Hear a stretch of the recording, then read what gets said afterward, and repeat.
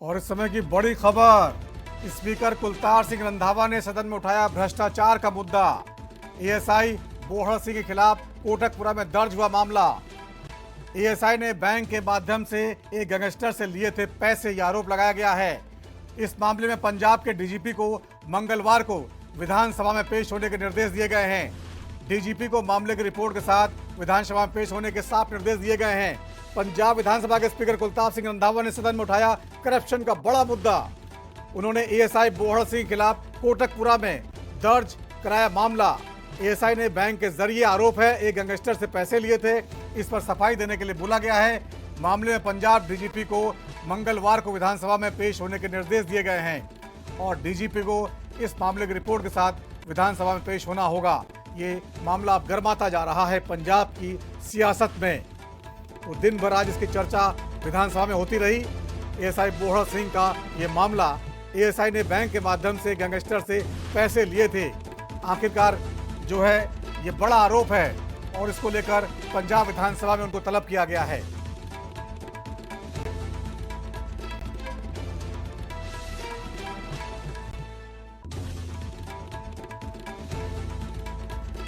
तो देख सकते हैं आप किस तरह पंजाब विधानसभा का मामला है। पंजाब के ब्यूरो चीफ मंजीत सहदेव हमारे साथ जुड़े हैं। मंजीत जी, क्या है पूरा मामला, समझाइए। नवीन जी, ये पहली बार हुआ अभी विधानसभा स्पीकर ने डीजीपी पंजाब को विधानसभा में तलब किया है। ये इस कदर बड़ा मुद्दा बन गया है कि स्पीकर ने सबसे पहले तो इस मामले में सबसे राय भी ली है। सबसे पहले तो अपने आम आदमी पार्टी के जो इनके पास विधायक हैं और पंजाब के पूर्व डीजीपी हैं कुंवर विजय प्रताप, उनसे भी इस बारे में राय ली है। कोटकपुरा के एक एएसआई पर आरोप लगे थे, उन्होंने किसी गैंगस्टर से पैसे लिए थे और बकायदा वो पैसा बैंक के थ्रू ट्रांसफर हुआ था और उसकी एफआईआर भी पहले तो उन्होंने थोड़ी आनाकानी की करने में सरकार ने, बाद में जब प्रेशर पड़ा तो फिर एक एफआईआर दर्ज हुई और वो एफआईआर भी छुपा ली गई थी। एफआईआर नंबर 180 दर्ज हुई थी, वो बाद में छुपा ली गई थी।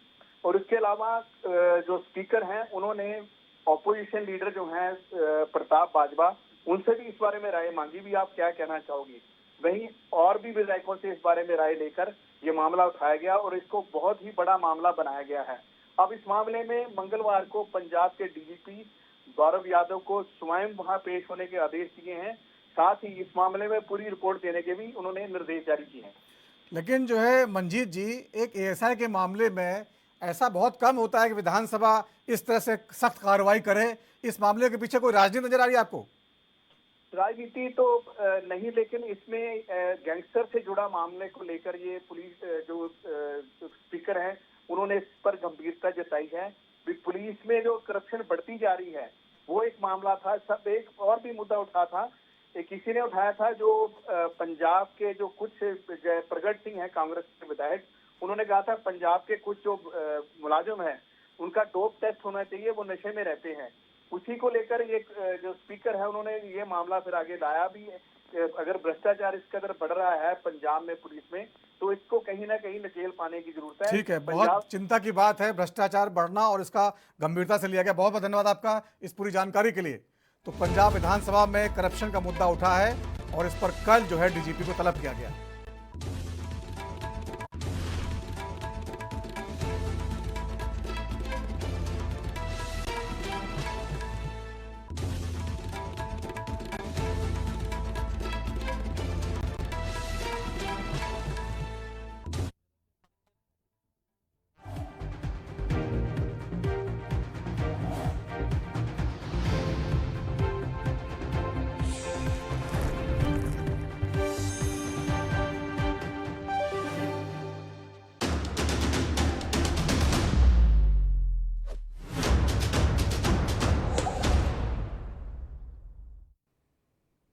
नमस्कार, एएनबी न्यूज में आपका बहुत बहुत स्वागत है। मैं हूं नवीन पांडे।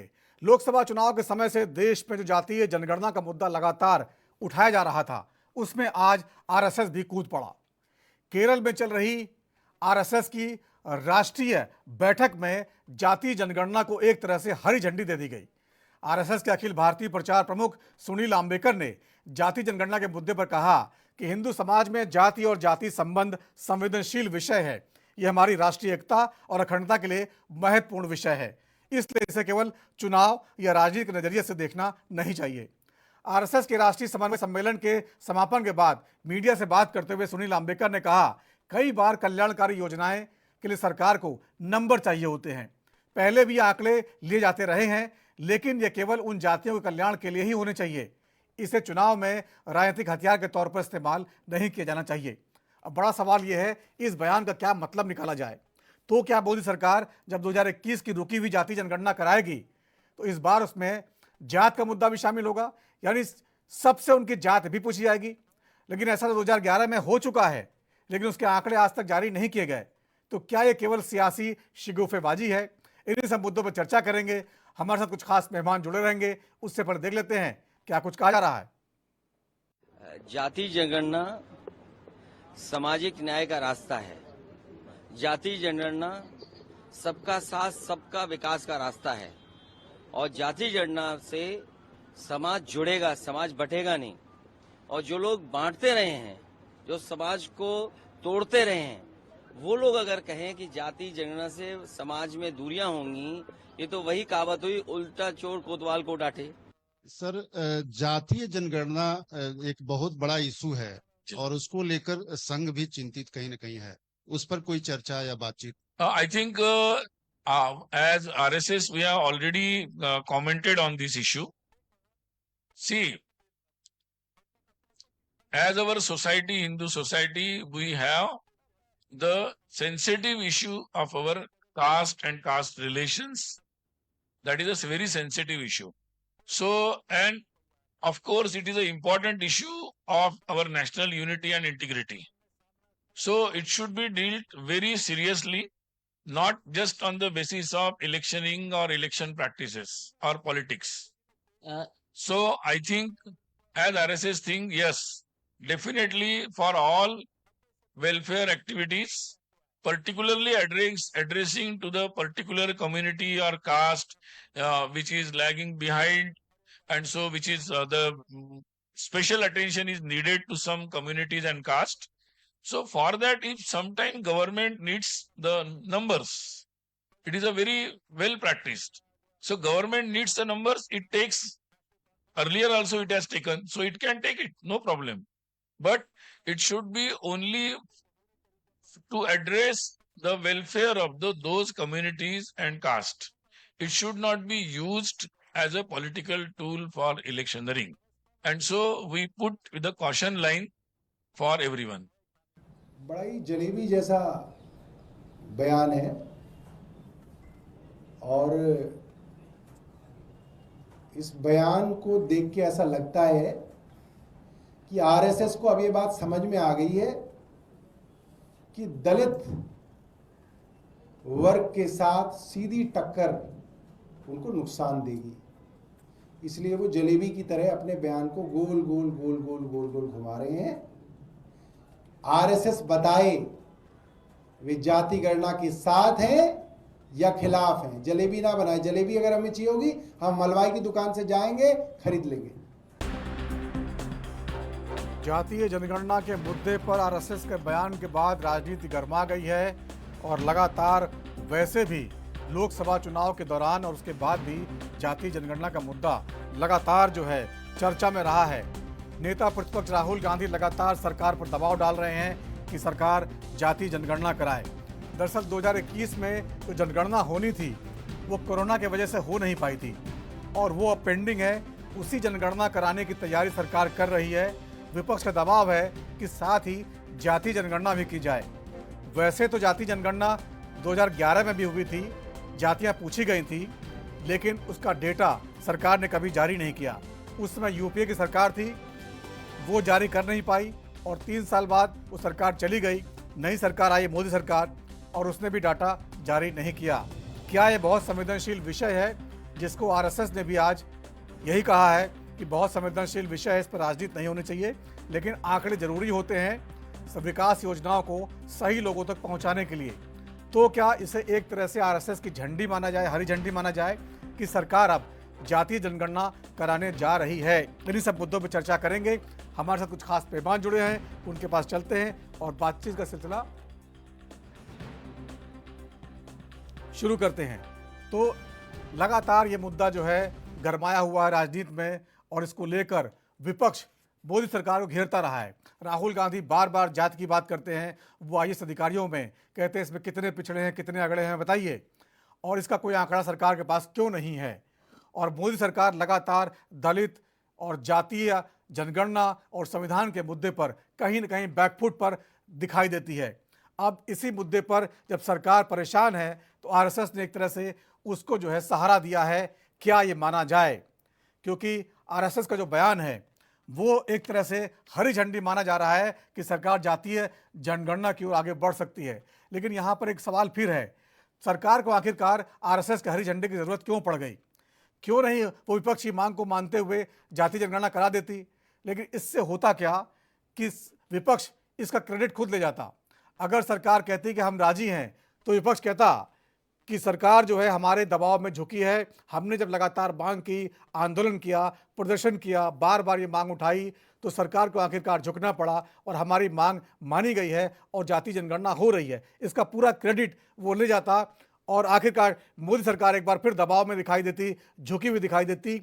इसलिए बीच में आरएसएस को डाला गया ऐसा माना जा रहा है। सियासी तौर पर जो समीकरण है बहुत पेचीदा होते हैं और उनको सुलझाने का एक तरीका होता है। तो बीजेपी ने भी जो रास्ता अपनाया है वो आरएसएस के जरिए अपनाया है ऐसा माना जा रहा है। सच्चाई क्या है इस पर बात करेंगे अपने मेहमानों से। आपको याद होगा लोकसभा चुनाव में लगातार दलित और संविधान का मुद्दा उठाया था विपक्ष ने और इससे मोदी सरकार की सीटें घटी ऐसा माना जा रहा था। तो हमारे साथ कुछ खास मेहमान जुड़कर इनके पास चलते हैं, बातचीत का सिलसिला शुरू करते हैं। कैप्टन आई सिंह भदौरिया हैं, प्रवक्ता बीजेपी का, आपका बहुत बहुत स्वागत है। ज्ञान प्रकाश शुक्ला जी हैं, कांग्रेस के नेता, आपका बहुत बहुत स्वागत है। डॉक्टर सुशील कुमार शर्मा हैं, राजनीतिक विश्लेषक, आपका बहुत बहुत स्वागत है। और अनिल मिश्रा जी हैं, आरएसएस के जो है पदाधिकारी, आपका बहुत बहुत स्वागत है। अनिल मिश्रा जी, सबसे पहले आपके पास ही आना चाहूँगा, जिस तरह का बयान सुनील आम्बेकर जी ने आज दिया है, आपके मीडिया प्रमुख हैं, केरल में बैठक के बाद उस पर जो है पूरा जो है माना जा रहा है कि एक तरह से जातीय जनगणना कराने के लिए आपने सरकार को हरी झंडी दे दी है। तो अब माना जाए कि जो है सरकार ऐसा कराएगी? अनिल मिश्रा जी, आपको आवाज आ रही है? जी जी आ रही है। नमस्कार जी नमस्कार। आज सुनील आम्बेकर जी का बयान आपने सुना होगा, केरल से जो समन्वय बैठक 3 दिन की चल रही थी, खत्म भी, उसके बाद मीडिया ने जातीय जनगणना के बारे में जब पूछा तो उन्होंने कहा इसमें कोई बुराई नहीं है, जो है हालांकि इसका जो है दुरुपयोग नहीं होना चाहिए। तो क्या इसको थोड़ा स्पष्ट करेंगे, आप क्या कहना चाहते हैं? वो संघ भी समाज का ही अंग है। समाज में जो चीजें होती हैं उसका प्रदर्शन या उसका प्रभाव संघ पर भी पड़ता ही है। तो अगर उन्होंने ऐसा कहा है तो हम लोगों ने भी सुना है, तो ठीक कहा है। नहीं, लेकिन अनिल मिश्रा जी उसमें कई किंतु परंतु हैं, तो किंतु परंतु को हटाते हुए थोड़ा सरल शब्दों में समझा दीजिए कि संघ जो है जातीय जनगणना कराने के लिए तैयार, मतलब जो है एक तरह से उसको निर्देश कर रहा है सरकार को। नहीं, सरकार को निर्देश हम नहीं करते हैं। सरकार को निर्देश संघ क्यों करे? संघ का अपनी व्यवस्था है। संघ ने ये, जैसे अम्बेडकर जी ने कहा है कि अगर ऐसा कुछ होता है जिसका लाभ समाज में जो कमजोर हैं, जो पीछे छूट गए हैं, उनको मिलने वाला है, तो ऐसा करना चाहिए। यही कहा है, यही आप भी कह रहे हो। तो ऐसा करना चाहिए, तो लेकिन साथ में ये भी जोड़ दिया ना, इसका इस्तेमाल राजनीति के लिए नहीं होना चाहिए। अरे अब कहने के लिए राजनीति में कौन नहीं इस्तेमाल करेगा? सब करेंगे। यही तो हम भी कह रहे हैं कि राजनीति के लिए बयानों का इस्तेमाल होता ही है। ठीक है, ज्ञान प्रकाश शुक्ला जी के पास चलते हैं। ज्ञान प्रकाश शुक्ला जी, अब तो आपकी बात पर जो है कांग्रेस, आरएसएस ने मुहर लगा दी है। आप लोग लगातार मांग उठा रहे थे जातीय जनगणना की। देखिए, आरएसएस भारतीय जनता पार्टी की मातृ संस्था है और जब आरएसएस को लगा कि भारतीय जनता पार्टी की किश्ती डूब रही है, इस समय आरएसएस को ये अच्छी तरह आभास हो गया है कि भाजपा इस समय उसका मैंडेट उसके साथ देश में नहीं रह गया है। तो आरएसएस का ये बयान सिर्फ भाजपा को संभालने का बयान है। भाजपा को भी पता है, आरएसएस को भी पता है कि जो इस लोकसभा चुनाव का मैंडेट आया है, जनादेश है, उसमें विपक्ष बहुत मजबूत होकर सामने आया है। विपक्ष के साथ एक बहुत बड़ा जनसमर्थन इस चुनाव में खड़ा हुआ है। तो हम जातिगत जनगणना की बात हमने उठाई, तो हमने इसलिए उठाई कि सभी को ये मौलिक अधिकार इस देश में रहने वाले को है कि विकास की आखिरी रोशनी उसके घर तक पहुंचे, उसके चेहरे की चमक बने। बीजेपी इससे घबरा रही थी, इससे भाग रही थी, और अभी भी बीजेपी का कोई क्लियर मैंडेट नहीं आया है कि जातिगत जनगणना के विषय में क्या कह रहे हैं। आरएसएस ने कई बार उनको कई सुझाव दिए, उन्होंने उसको नहीं माना। आपको याद होगा लोकसभा चुनाव के समय में जेपी नड्डा साहब ने तीसरे चरण में, चौथे चरण में ये बयान भी दे दिया था कि भारतीय जनता पार्टी स्वयं सक्षम है, हमें आरएसएस की जरूरत नहीं है। उधर से मोहन भागवत जी का बयान आ गया कि स्वयंसेवक भी स्वतंत्र हैं, जहां चाहे वोट कर सकते हैं। तो बीजेपी को लगा कि आरएसएस को छेड़ना अभी हमारे बूते की बात नहीं है। तो अब वो आरएसएस से विनती कर रहे होंगे, आरएसएस के शरण में गए होंगे, और किसी तरीके से उनको जब लग रहा है कि ये मैंडेट है देश का कि जातिगत जनगणना होनी चाहिए और होके रहेगी, तो उस स्थिति में अब आरएसएस बैकग्राउंड से भारतीय जनता पार्टी की संभवतः मदद कर रही है या नहीं कर रही है। आरएसएस का अपना मैंडेट होना चाहिए, जैसा भी अनिल जी ने कुछ क्लियर नहीं किया इस मुद्दे पर। तो आज पूरी तरीके से जो राष्ट्रीय राजनीति का परिवेश है, जो सामाजिक परिवेश है, जो सामाजिक न्याय का एजेंडा है जातिगत जनगणना का, तो उसमें इस सरकार को भी देश की जनभावना का आदर आज नहीं तो कल करना पड़ेगा। कब तक भागेगी सरकार, ये उसको तय करना है। ठीक है, लेकिन विपक्ष भी इस पर कायम है कि हम इस सरकार को भागने नहीं देंगे, संसद से सड़क तक मजबूर करेंगे कि जातिगत जनगणना से सामाजिक न्याय के एजेंडे को, जो संविधान का मूल एजेंडा है, सामाजिक न्याय का, सामाजिक समरसता का, सामाजिक विकास के हर व्यक्ति को अवसर का, उसके तहत हम जातिगत जनगणना को कराने के लिए भारतीय जनता पार्टी की सरकार को मजबूर कर देंगे। ये विपक्ष का क्लियर मैसेज। ठीक है। कैप्टन आसिफ सिंह भदौरिया साहब, आपको आवाज आ रही है? आपकी आवाज आ रही मुझे? भदौरिया साहब, आपने सुना होगा जो है आरएसएस का बयान भी आज आ गया है, आपको हरी झंडी मिल गई है जाति जनगणना कराने की, तो और कांग्रेस तो लगातार दबाव बनाई रही थी, तो अब आप लोग कराएंगे जाति जनगणना? जाति जनगणना के अलावा भी और बहुत सी बातें हैं जो बहुत जरूरी है, और कांग्रेस जिस तरह से जाति जनगणना की बात कर रही है, तो इनके जहां जहां इनकी सरकारें हैं, ये वहां क्यों नहीं करा रहे? इनको वहां कराना चाहिए। इन्होंने क्या कराई अभी तक? कर्नाटक में इनकी सरकार है, हिमाचल में इनकी सरकार है, और भी जगह ये सरकार में सम्मिलित है, झारखंड में, तो इनको वहां अभी तक इनको वहां करा देना चाहिए था। ये नहीं चाहते जाति जनगणना। आप सोचिए, जिस कांग्रेस पार्टी ने इस देश के ऊपर 65 साल शासन किया हो और आज दिन तक इन्होंने जाति जनगणना नहीं, और नेहरू जी तो इसको हरदम खिलाफ रहे। नेहरू जी के स्टेटमेंट आप सुनिए, उन्होंने पार्लियामेंट में क्या कहा था कि मैं जाति लोगों को नहीं बांटना चाहता हूं, मैं इसके खिलाफ हूं। तो जब इस बात को नेहरू जी कह चुके हैं, इंदिरा जी इसके खिलाफ थी, तो राहुल जी क्या इन सबको नकार रहे हैं? ये जो इनकी कांग्रेस के जो सुप्रीमो रह चुके हैं, तो राहुल जी पहले ये सोच रहे कि इनके वो नेता सही थे या राहुल जी सही है, ये कांग्रेस को पहले तय करना पड़ेगा। तो जाति जनगणना के लिए भारतीय जनता पार्टी जब उचित समझेगी कि हाँ जरूरी है, और इसमें किस तरह से लाया जाए इसको, खाली जाति जनगणना से ये नहीं कि लोगों को अपने अधिकार मिल जाएंगे। अधिकार आज 70 साल में नहीं मिल रहे उनको। बाबा साहब भीमराव अंबेडकर ने जब आरक्षण का था मात्र 10 साल का, 1955 में खत्म हो जाना चाहिए था आरक्षण का, मगर आज जो है ना, हम 70 साल से ऊपर निकल चुके हैं, फिर भी आरक्षण चल रहा है, और आरक्षण उन लोगों को नहीं मिला है जिसको इसकी जरूरत है। आज भी जरूरतमंद तक आरक्षण नहीं पहुंच रहा है। जिसका बेटा आईएएस आईपीएस बन गया, उसका बेटा बन गया, उसका बेटा बन गया, वो आरक्षण का वो। लेकिन भदौरिया साहब, पिछले 10 साल से आपकी सरकार चल रही है, अगर आप ऐसा बयान दे रहे हैं कि इंसाफ नहीं मिल पा रहा है, उनका विकास नहीं हो पा रहा है, तो इसका दोष किसको आप दे रहे हैं?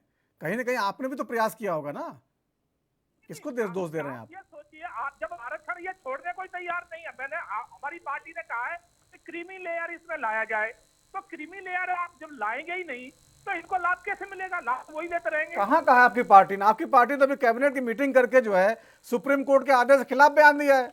उन्होंने कहा कि भाई नहीं मानते हम क्रीमी लेयर को। आप कैसे उल्टी सी बातें कर रहे हैं? अपनी पार्टी लाइन के खिलाफ बात कर रहे हैं आप। आप देखिए, हमारी पार्टी का पहले स्टेटमेंट था कि इसमें क्रीमी लेयर होना चाहिए, पहले था। आप तो इस बात को ना आप कहें कि बहुत पुरानी बात करें भदौरिया जी, जो बदली जो राजनीति है उसमें सुप्रीम कोर्ट ने अभी आदेश दिया है। उन्होंने कहा था दलितों को जो है क्रीमी लेयर सिस्टम लाया जाए, और आप सरकार ने कैबिनेट की बैठक करके उसको खारिज किया है। ये तो हम सब जानते हैं, कुछ दिनों पहले की बात है। एक बार स्टेट हमारी पार्टी इस बात को कह चुकी है, आप क्रीमी लेयर नहीं करेंगे, आरक्षण का लाभ उनको मिल ही नहीं सकता जरूरतमंदों को, जिनको इसकी जरूरत है। अब आप पता नहीं तो कैसे अपनी पार्टी के हिसाब से बात कर रहे हैं कि अलग बात कर रहे हैं। खैर सोच लीजिए, मैं थोड़ा समय देता हूं आपको। नहीं, मैं अलग नहीं कर रहा हूं, मैं जो कह रहा हूं सही कह रहा हूं। क्रीमी लेयर होने से क्या आरक्षण उन लोगों को मिलेगा जिनको अभी तक नहीं मिला है? आरक्षण जिसका जो एक बार विधायक बन गए, सांसद बन गए, क्या वो दूसरे को मौका देंगे? तो आप ये क्यों नहीं सोच रहे? आप ये क्यों कह रहे? आप पहले बात करें, एक वैधानिक बात है, उस पर आप आए ना। जब तक क्रीमी लेयर नहीं हटाएंगे, क्रीमी लेयर नहीं हटेगा तो दूसरा को उसका लाभ मिल ही नहीं सकता। ज्ञान प्रकाश शुक्ला जी, इसमें कुछ कहना चाहेंगे आप? मैंने बताया आपसे कि भाजपा इस समय अंतर्द्वंद से जूझ रही है। अभी भदौरिया साहब का बयान आप देख ले, मैंने बड़े ध्यान से उनको सुना है। वो खुद ही कह रहे हैं कि अम्बेडकर जी ने जो संविधान में आरक्षण की व्यवस्था की थी वो 65 साल बाद आज क्यों चला रहा है?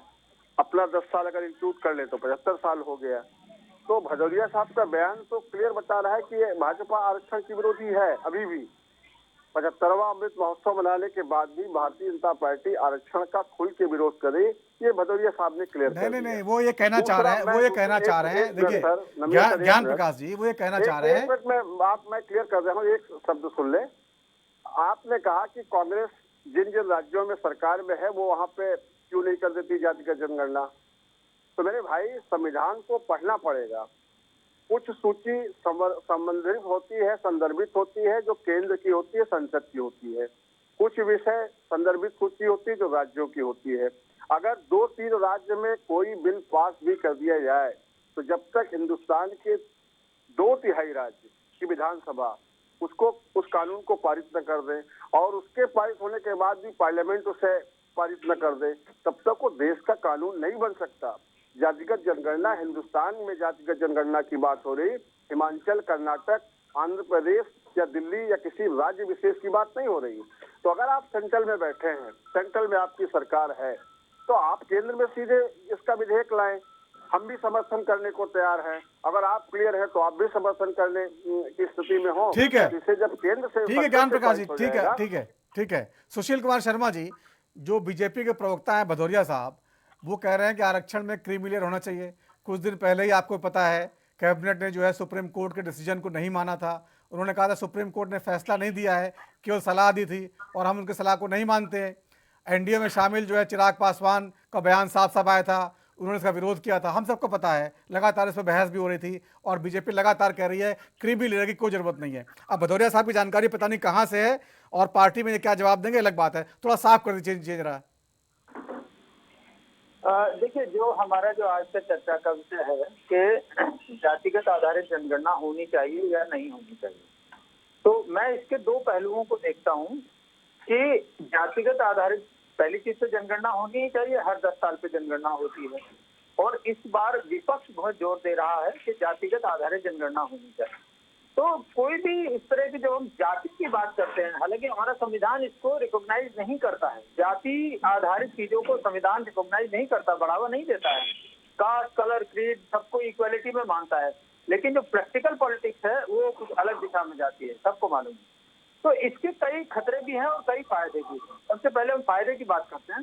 फायदा यह है कि हमें सोशियो इकोनॉमिक डेटा सभी जातियों का मिल जाएगा कि जो समाज में पूरे भारत में कश्मीर से लेकर कन्याकुमारी और सौराष्ट्र से लेकर वहां तक, तो इसमें कितनी जातियां हैं, उनमें सब जातियां हैं, उपजातियां हैं, और क्या क्या पूरा जो सोशियो इकोनॉमिक हमारा डिस्ट्रीब्यूशन है डेमोग्राफी का, उसके हमें डेटा मिल जाते हैं। तो उससे सरकार को योजनाएं बनाने में बहुत आसानी भी हो जाती है।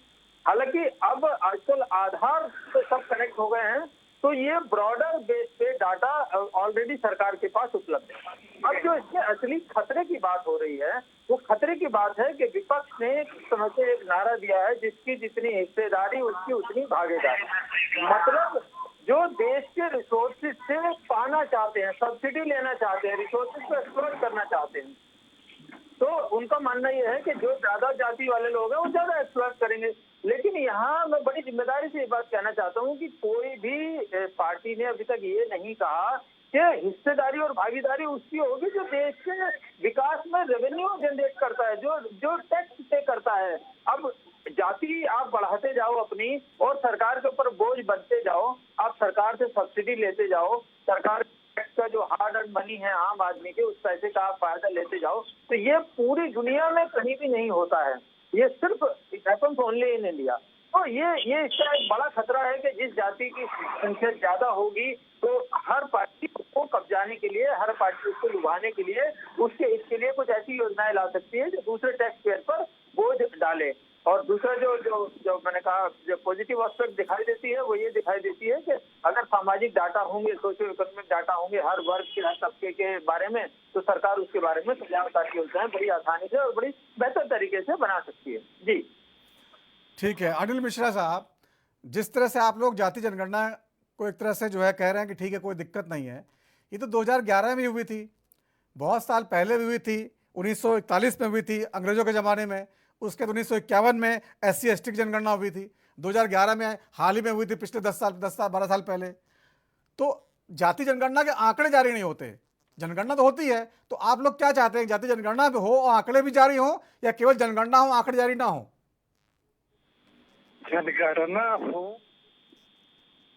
उन आंकड़ों को उन जो पिछड़ी जातियां जो वर्ग रह गए हैं, विकास में बहुत पीछे रह गए, उनके लाभ के लिए हो। बाकी जनगणना तो हर 10 साल पे होती है। ये सही है कि बहुत सी पिछड़ी जातियों में बहुत से लोग अभी भी बहुत पीछे छूटे हुए, जो लाभ जिस परिवार को मिल रहा है वही परिवार ज्यादा लाभ ले रहा है। प्रैक्टिकल यही है, सब लोग जानते हैं, इसमें आप भी जानते हैं और जितने पैनलिस्ट हैं सब जानते हैं कि IAS का लड़का IAS हो रहा है, डॉक्टर का लड़का डॉक्टर हो रहा है, लेकिन गांव में वो जो एकदम निचले पायदान पे जो वर्ग रह गया है, जो समाज रह गया है, जो व्यक्ति रह गया है, वो आज भी संघर्ष कर रहा है। उसके उत्थान के लिए कुछ काम हो तब तो इस जातीय जनगणना का कोई मतलब है, वरना जातीय जनगणना कराइए, राजनीतिक लाभ लीजिए, जो जगह है वही है, कोई मतलब नहीं।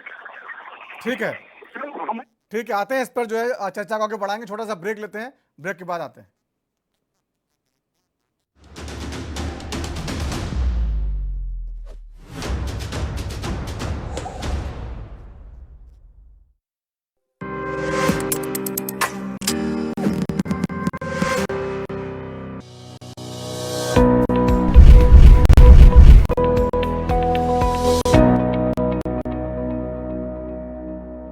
ਮੁੱਖ ਮੰਤਰੀ ਭਗਵੰਤ ਸਿੰਘ ਮਾਨ ਜੀ ਦੀ ਉਸਾਰੂ ਸੋਚ ਦੇ ਨਾਲ ਪੰਜਾਬ ਅੰਦਰ ਖੇਡ ਸੱਭਿਆਚਾਰ ਨੂੰ ਉਤਸ਼ਾਹਿਤ ਕਰਨ ਦੇ ਉਦੇਸ਼ ਦੇ ਨਾਲ ਖੇਡਾਂ ਵਤਨ ਪੰਜਾਬ ਦੀਆਂ ਸ਼ੁਰੂ ਕੀਤੀਆਂ। ਹੁਣ ਤੱਕ 2 ਵਾਰ ਹੋ ਚੁੱਕੀਆਂ ਖੇਡਾਂ ਵਤਨ ਪੰਜਾਬ ਦੀਆਂ ਨੂੰ ਪੰਜਾਬ ਵਾਸੀਆਂ ਤੇ ਖਿਡਾਰੀਆਂ ਦਾ ਭਰਵਾਂ ਹੁੰਗਾਰਾ ਮਿਲਿਆ। ਮੈਂ ਖੁਦ ਇੱਕ ਬਹੁਤ ਵੱਡਾ ਸਪੋਰਟਸ ਲਵਰ ਹਾਂ, ਮੈਂ ਖੇਡਾਂ ਨੂੰ ਪਿਆਰ ਕਰਦਾ। ਮੈਂ ਚਾਹੁੰਦਾ ਕਿ ਖਿਡਾਰੀ ਜਿਹੜੇ ਨੇ ਜਦੋਂ ਖੇਡ ਰਹੇ ਹੋਣ ਉਹਨਾਂ ਨੂੰ ਕੋਈ ਘਰ ਦੀ ਚਿੰਤਾ ਨਾ ਹੋਵੇ, ਖਾਣ ਪੀਣ ਦੀ ਰੋਟੀ ਪਾਣੀ ਦੀ ਚਿੰਤਾ ਨਾ ਹੋਵੇ, ਉਹਨਾਂ ਨੂੰ ਆਪਣੇ ਪਰਿਵਾਰ ਦੀ ਆਰਥਿਕਤਾ ਦੀ ਚਿੰਤਾ ਨਾ ਹੋਵੇ, ਤਾਂ ਉਹ ਵਧੀਆ ਖੇਡਣਗੇ। ਹੁਣ ਇਹਨਾਂ ਦਾ ਸੀਜ਼ਨ ਤੀਜਾ 29 ਅਗਸਤ 2024 ਨੂੰ ਸੰਗਰੂਰ ਤੋਂ ਸ਼ੁਰੂ ਹੋ ਜਾ ਰਿਹਾ। ਆਓ ਆਪਣੇ ਬੱਚਿਆਂ ਦੇ ਨਾਲ ਇਹਨਾਂ ਖੇਡਾਂ ਦੇ ਵਿੱਚ ਹਿੱਸਾ ਲਈਏ। ਕੀ ਹੋਇਆ ਜੇ ਪੱਤ ਚੜਾਈ, ਤੂੰ ਅਗਲੀ ਰੁੱਤ ਵਿੱਚ ਯਕੀਨ ਰੱਖੀ, ਮੈਂ ਲੱਭ ਕੇ ਲਿਆਉਣਾ ਕਿਤੋਂ ਕਲਮਾਂ, ਤੂੰ ਫੁੱਲਾਂ ਜੋਗੀ ਜ਼ਮੀਨ ਰੱਖੀ। ਫੁੱਲਾਂ ਜੋਗੀ ਜ਼ਮੀਨ ਅੱਜ ਮੈਂ ਦੇਖੀ ਇੱਥੇ ਬਹੁਤ ਸੋਹਣੇ ਫੁੱਲ ਖਿੜਨਗੇ।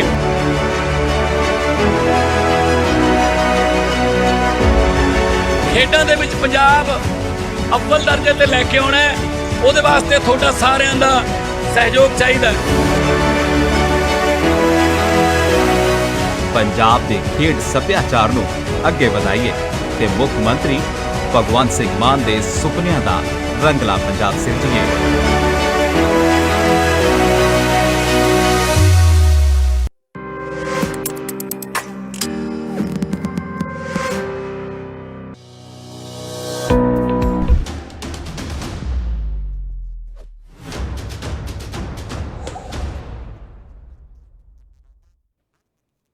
और ब्रेक के बाद राजदरबार में एक बार फिर आपका स्वागत है। आज बात कर रहे हैं आरएसएस की बैठक में जो बयान दिया गया है जाति जनगणना को लेकर, उस पर आखिरकार देश की सियासत किस तरह से रिएक्ट कर रही है, किस तरह से बदल रही है। हमारे साथ कुछ खास मेहमान हैं। बीजेपी के प्रवक्ता हमारे साथ हैं कैप्टन आई सिंह भदौरिया साहब, कांग्रेस के नेता हैं ज्ञान प्रकाश शुक्ला जी, राजनीतिक विश्लेषक के तौर पर डॉक्टर सुशील कुमार शर्मा जी हैं और आरएसएस के विचारक हैं अनिल मिश्रा जी। कैप्टन आई सिंह भदौरिया साहब, जिस तरह से आपने सुना होगा, आपके जो है साथी आरएसएस के जो है ये कह रहे हैं कि कोई दिक्कत नहीं है, लेकिन जाति जनगणना से होगा क्या। अब हमें बता दीजिए, जब 2011 में जनगणना हुई थी तो जातीय आंकड़े तब भी आए थे और आप उनको जारी करने की हिम्मत नहीं जुटा पाए। तो इस बार भी केवल आप जाति जनगणना करेंगे और उसके आंकड़े जारी नहीं करेंगे, यही करने वाले हैं?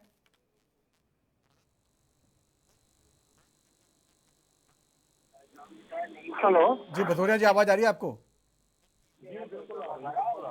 जवाब दीजिए।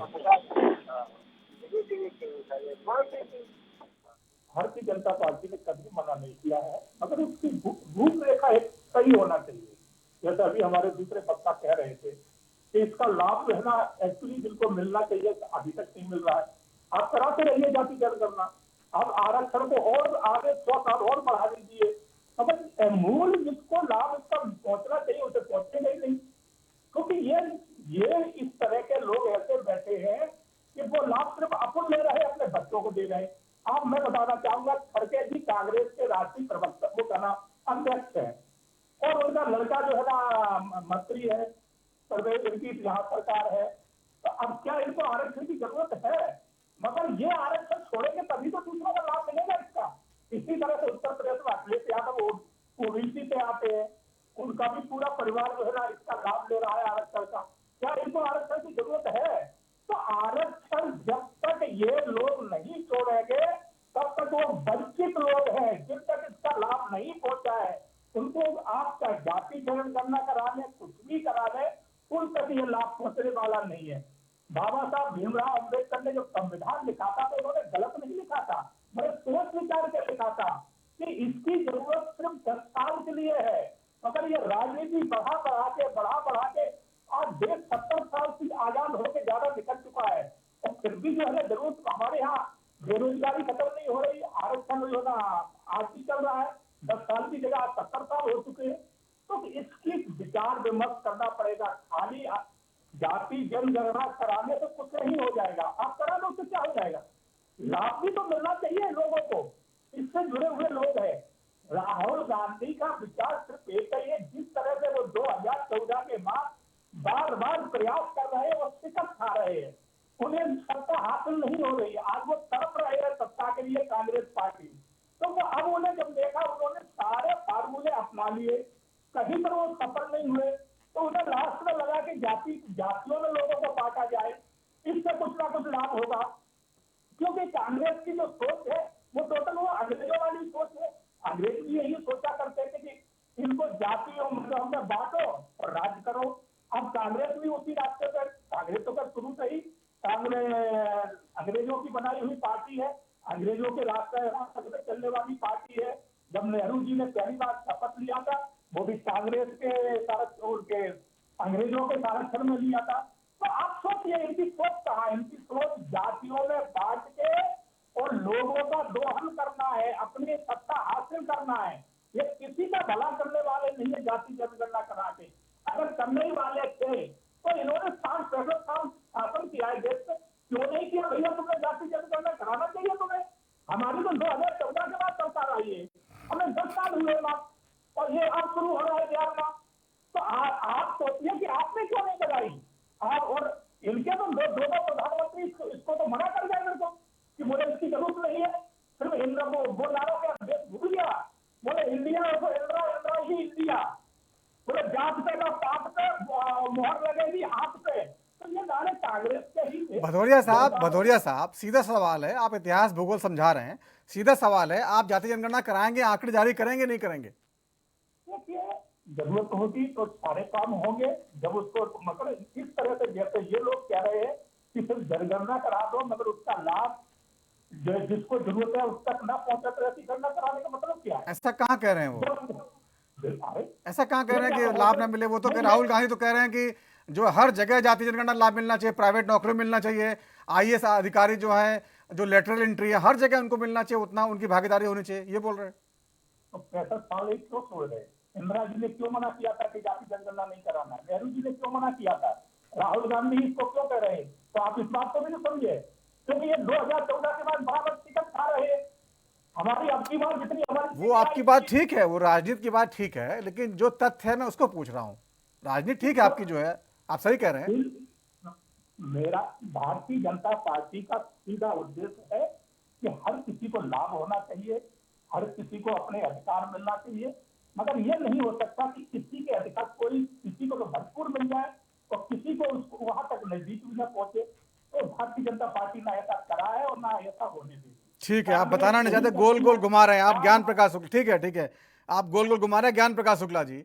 एक बार बार जो आप पे आरोप लग रहे हैं, आप लोग राजनीति कर रहे हैं, आप भी नहीं चाहते जो दलित समाज है, पिछड़ा समाज है, गरीब लोग हैं, उनको उनका हक मिले, ऐसा चाहते नहीं आप लोग। केवल आप लोग मुद्दे को बनाए रखना चाहते हैं और बीजेपी पर दबाव बना के रखना चाहते हैं, ये कह रहे हैं वो।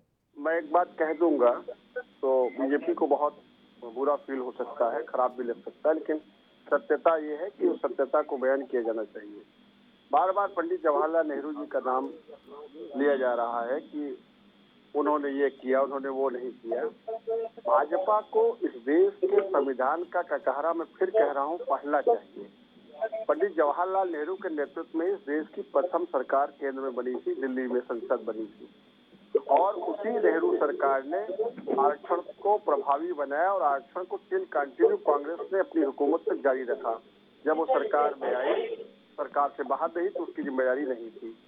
दूसरा, इस समय राहुल गांधी जी ने जो ये मुद्दा उठाया है, तो वो मुद्दा यही उठा रहे हैं कि संविधान शुरू से कह रहा है कि गरीब तबके की बात भारत कल्याणकारी मिशन के तहत करेगा और गरीब तबका कैसे चिन्हित होगा इसकी व्यवस्था सरकारों को करना होगा।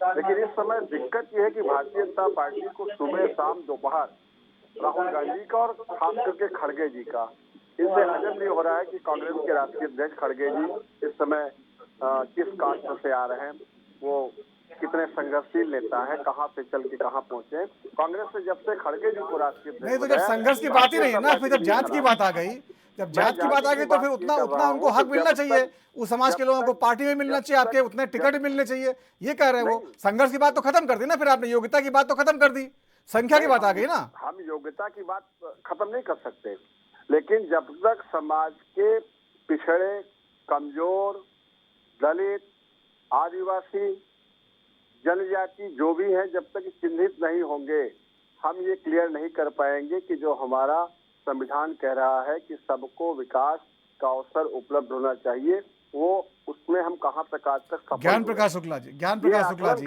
सुन लीजिए जरा, तथ्य सुन लीजिए। 2011 में आपकी सरकार थी, यूपीए की, केंद्र में जनगणना हुई थी, जाति जनगणना भी हुई थी।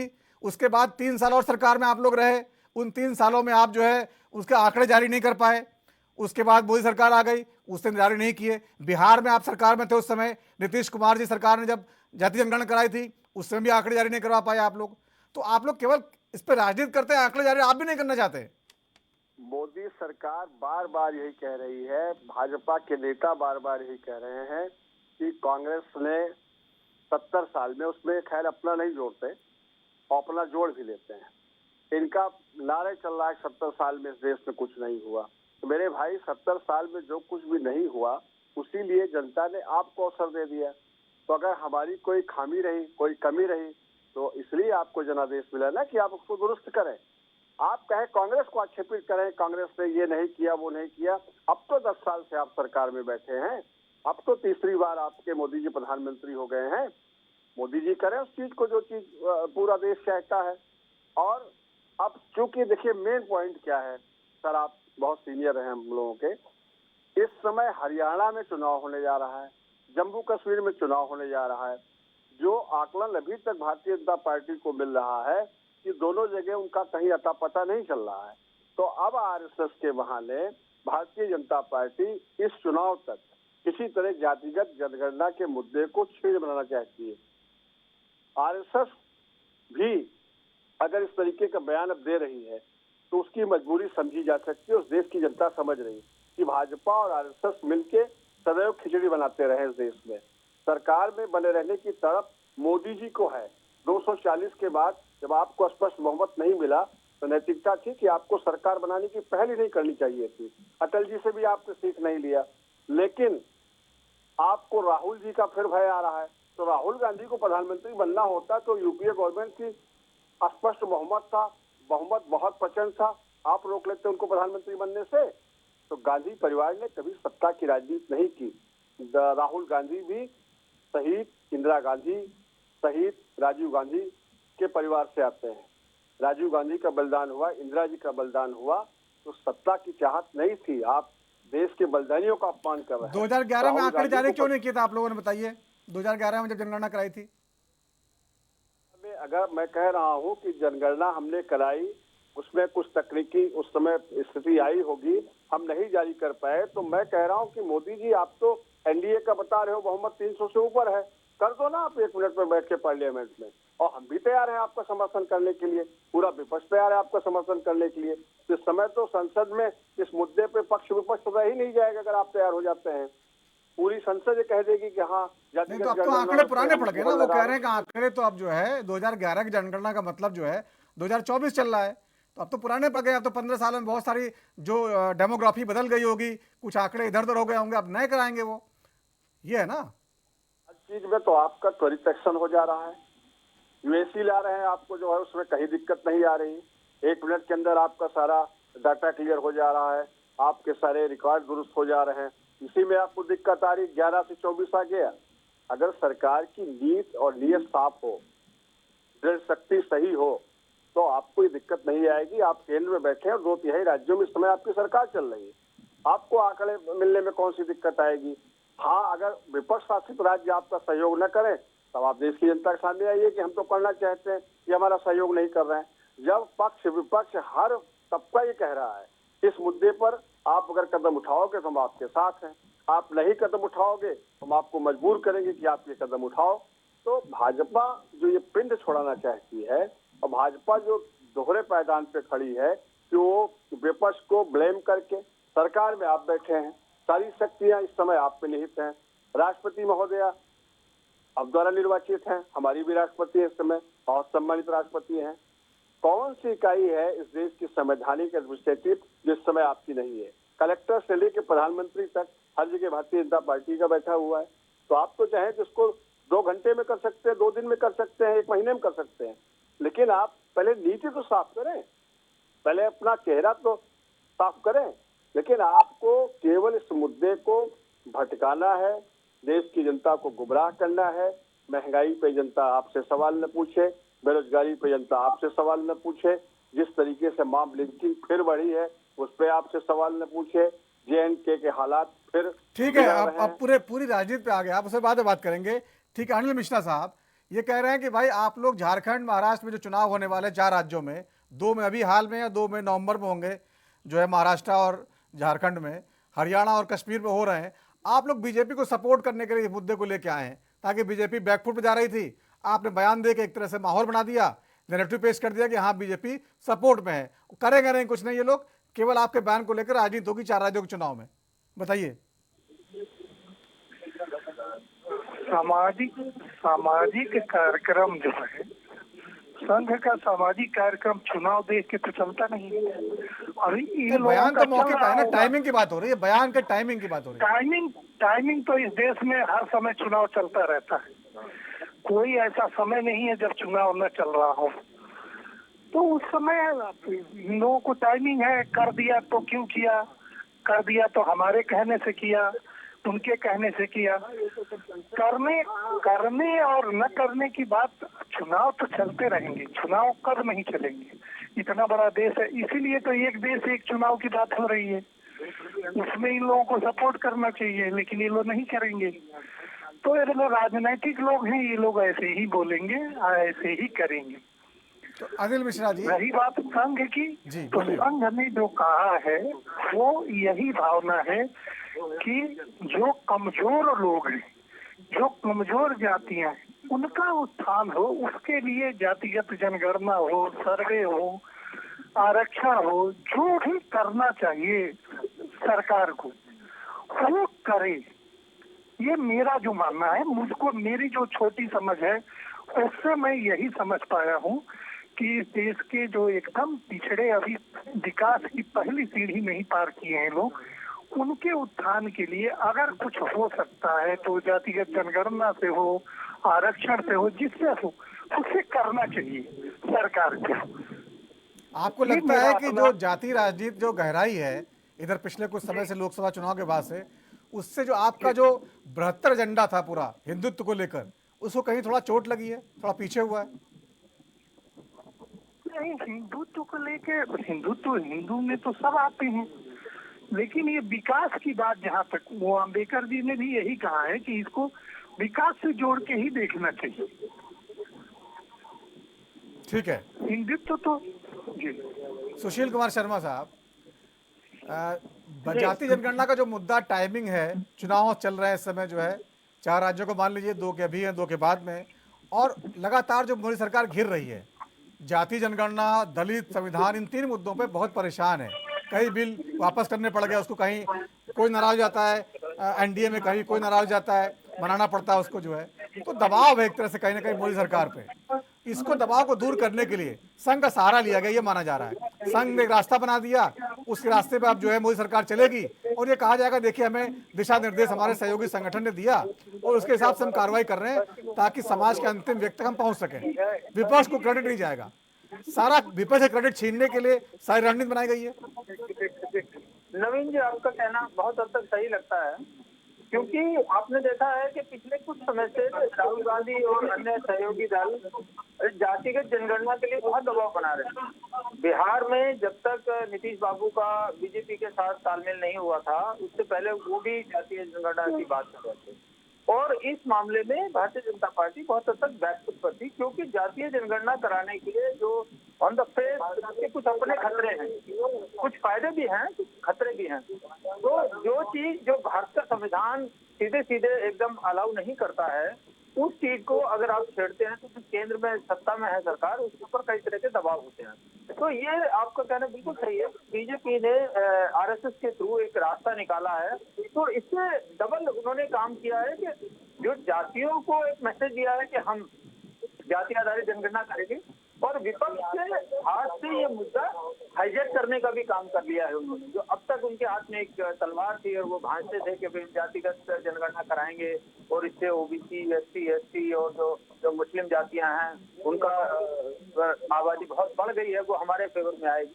तो यहाँ मेरी सभी दलों से एक रिक्वेस्ट है, प्रार्थना है कि जो अभी तक जो आप नारा देते थे, जिसकी जितनी हिस्सेदारी उसकी उतनी भागीदारी, या जिसकी जितनी भागीदारी उसकी उतनी हिस्सेदारी, तो मेरा उनसे प्रार्थना है आपके थ्रू सभी मीडिया को ये कहना चाहिए कि जिसकी जितनी भागीदारी उसकी उतनी जिम्मेदारी, देश के विकास में उसकी उतनी ही ज्यादा जिम्मेदारी होनी चाहिए, क्योंकि आप आबादी में ज्यादा है तो आप देश के संसाधनों का सबसे ज्यादा एक्सप्लॉयटेशन कर रहे हैं, आप देश के संसाधनों का सबसे ज्यादा उपयोग कर रहे हैं, तो आपके ऊपर ये जिम्मेदारी बहुत ज्यादा है। और ये जिम्मेदारी कैसे है?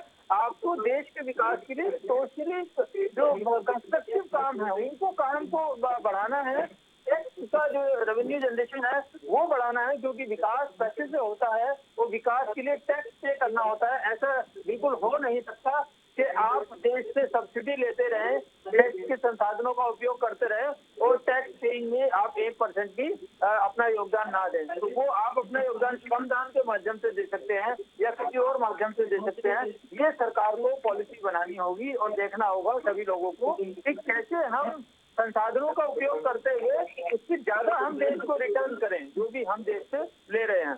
तो जिसकी जितनी हिस्सेदारी या भागीदारी उसकी उतनी ही ज्यादा जिम्मेदारी है। ये एक नारा ये थ्रू मीडिया जाना चाहिए, देश के हर तबके को, हर जाति के पास ये जाना चाहिए। उनको सिर्फ ये नहीं होना चाहिए कि हमारी संख्या ज्यादा है तो सरकारी नौकरियों में हमें ज्यादा मिले, सरकार से हम सब्सिडी ज्यादा लें, सरकार के संसाधनों का हम ज्यादा उपयोग करें। ये धरती माँ, ये देश सबका है और सबकी उतनी ही बड़ी जिम्मेदारी है कि जितनी ज्यादा आपकी हिस्सेदारी। जी ठीक है, ज्ञान प्रकाश शुक्ला जी क्या कहिएगा, जिसकी इतनी हिस्सेदारी उसकी उतनी जिम्मेदारी का नारा दे रहे हैं?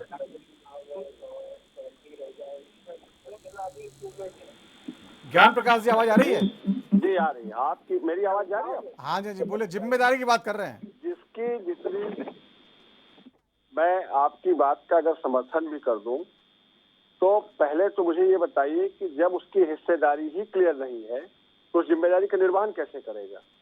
अगर किसी को कहा जाए कि फला ट्रेन से आप चले जाओ दिल्ली, और फला ट्रेन में उसके लिए जगह ही नहीं है, उसमें पहले से ही प्रभावशाली तबका बैठा हुआ है, तो जिम्मेदारी व्यक्ति तभी निर्वहन कर पाएगा जब वो हिस्सेदारी से सशक्त होगा। तो आप पहले उसको सशक्त बनाइए, मजबूत करिए, अवसर की समानता में उसका अधिकार उसको सौंपिए। जो नहीं जिम्मेदारी निभाएगा वो, ये राष्ट्र सबका है, ये देश सबके लिए वंदनीय है, हर नागरिक इस देश के लिए सब कुछ करने को तैयार है। सीमा पर आज जो हमारे महान सैनिक खड़े हैं, बहादुर सैनिक खड़े हैं, जाबाज सैनिक खड़े हैं, वहाँ पे ना कोई ऐसी जातिगत बात आती है, ना कोई धार्मिक बात आती है। हर सैनिक हमारा इस देश की, इस मादरे वतन की हिफाजत के लिए अपने प्राणों का उत्सर्ग करने को तैयार रहता है। लेकिन अगर यही कह दिया जाए कि आर्मी में हम कुछ लोगों को हथियार दे देंगे, कुछ लोगों को हथियार नहीं देंगे, और कहेंगे कि जिसकी जितनी हिस्सेदारी उसकी उतनी जिम्मेदारी, तो एक तरफ आप कहीं सशक्त किए हुए कुछ लोगों को, और एक तरफ आप कुछ लोगों को एकदम आपने किनारे ढकेल रखा है, उनको कोई विकास की रोशनी मिल नहीं रही है, उनको कोई उनका अधिकार समझ में नहीं आ रहा है, तो जिम्मेदारी का निर्वहन वो कैसे करेगा? इस समस्या का समाधान तो सरकार को ढूंढना पड़ेगा ना। आप सशक्त बनाइए राष्ट्र के हर नागरिक को, राष्ट्र का हर नागरिक अपनी जिम्मेदारी के निर्वहन के लिए तैयार है। हम तो उस देश के लोग हैं कि भूखे पेट रह करके भी इस देश की आन बान सुरक्षा सम्मान के लिए सर्वस्व अपना समर्पण करने को हर समय तैयार है। ठीक है, ठीक है। सुशील शर्मा जी कुछ कह रहे हैं, शर्मा जी सुन लीजिए, बोलिए। देखिए ज्ञान प्रकाश जी एक ही सांस में दो अलग अलग तरह की बातें कर रहे हैं। वो पहले तो कह रहे हैं कि वो प्लेन का टिकट मुझे दो, तभी मैं दिल्ली जाऊंगा, देश के विकास में करूँ। अरे आप भारत की धरती पैदा हो गए, जिस समय आप पैदा हो गए उस समय आपकी जिम्मेदारी शुरू हो गई है। आप कह रहे हैं पहले मुझे सरकारी नौकरी में आरक्षण दो, मुझे सरकार में बिठाओ, उसके बाद मैं सोचूंगा। ये तो ऐसा हुआ कि चोरी और सीना चोरी। अरे आप देश में पैदा है, आप किसी भी रूप में है, आप किसी भी जाति में है, आप भारत माता के प्रति आपका कर्तव्य है, वो कर्तव्य आप पूरा कीजिए। और जितनी ज्यादा आपकी भागीदारी है आपको उतनी ही ज्यादा जिम्मेदारी है। आप ऐसा कहकर अपनी जिम्मेदारी से बच नहीं सकते तो भाई मुझे पहले आप नौकरी दो, मुझे पहले आरक्षण दो, मुझे पहले सब्सिडी दो, उसके बाद मैं सोचूंगा। नहीं, ये अप्रोच ही गलत है। और दूसरी साथ में आप भारत के सैनिकों की बात करने लगते हैं कि हम भूखे रहकर भी लड़ाई करते हैं। जब आप भूखे रहकर भी लड़ाई कर रहे हैं और आप कह रहे हैं भूखे रहकर भी देश के लिए हम काम करेंगे, तो फिर आप हिस्सेदारी मांग क्यों रहे हो? आप तो सीधे सीधे कहो जी जातिगत जनगणना से जो जातियां जो भी आंकड़े सामने आएंगे उसका कंस्ट्रक्टिव यूज होना चाहिए, उसका क्रिएटिव यूज होना चाहिए, उसका भारत के विकास के लिए बेनिफिशियल यूज होना चाहिए। उसमें दिक्कत कहाँ है, प्रॉब्लम कहाँ है? मुझे तो कोई प्रॉब्लम नहीं नजर आती है इसमें। और ऑफकोर्स बात ये भी है कि आप भारतीय जनता पार्टी ने भी जातिगत जनगणना की बात करनी शुरू कर दी है, तो उसके हाथ से बहुत बड़ा मुद्दा छीन लिया है इन्होंने। ठीक है, ज्ञान प्रकाश जी बोलिए। इसका केवल चर्चा जी ज्ञान प्रकाश जी हमारे हम कहाँ करें